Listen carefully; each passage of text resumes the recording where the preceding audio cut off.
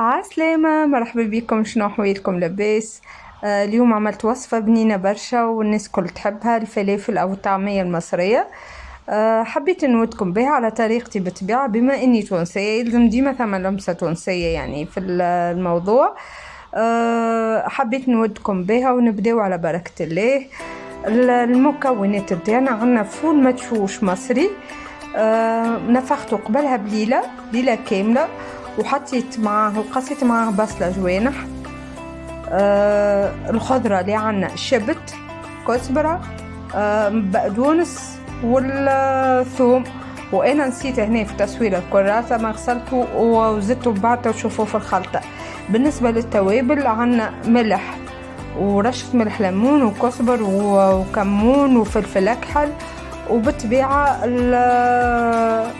لمسة نوغا ديما موجودة في كل وصفاتي، حتى في الوصفات يعني اللي نحاول نجتهد فيها. زدت الفلفل المهروش والفلفل الأسود. أنا كنت نوري فيكم توا في الفول كيفاش قاعد يعني كيفاش طري يعني. هذا هوكا الكراث لهنا زدته يعني. خلطت كل شيء المكونات مع بعضها ورحيتهم. هي المفروض تطرحها خشينة شوية.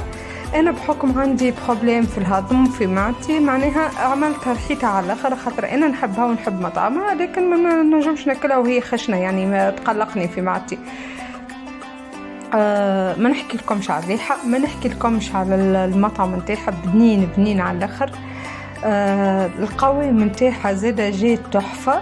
لا زدتها لا بيض لا دقيق لا خبز بايت مرحي لا حتى شيء يعني. انا جوست عمل المكونات هذوكم رحيتهم وكهو.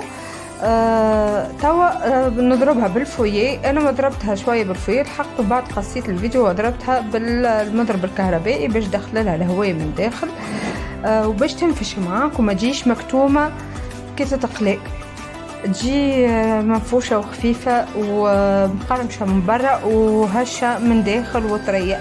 قسمتها على الكميات اللي نستحقها في كل مرة، حطيتها في طبق يدخل الكونجيلاتور. غلفتها مليح، دخلتها الكونجيلاتور، خليت شوية باش نجربهم معاكم وبديت نقلي فيها. سهلة برشا، بالمغرفة نهز ونحط في الزيت. حاسيلو لا فرفشت لا سابت لي في الزيت لحد شيء، جيت بنينة على الاخر. هي شنو الفرق بينها وبين الطعمية تاع الشارع؟ اللي انا منعمتها برشا لخاطر قلت لكم عندي بروبليم في معدتي يعني، لكن من داخل هشة وبنينة وريحتها جابت اخر الشارع.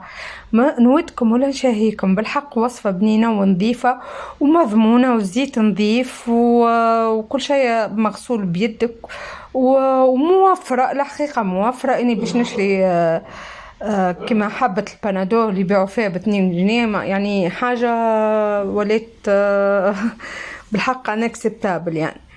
وبسلامة، وإن شاء الله أشوفكم في وصفة أخرى.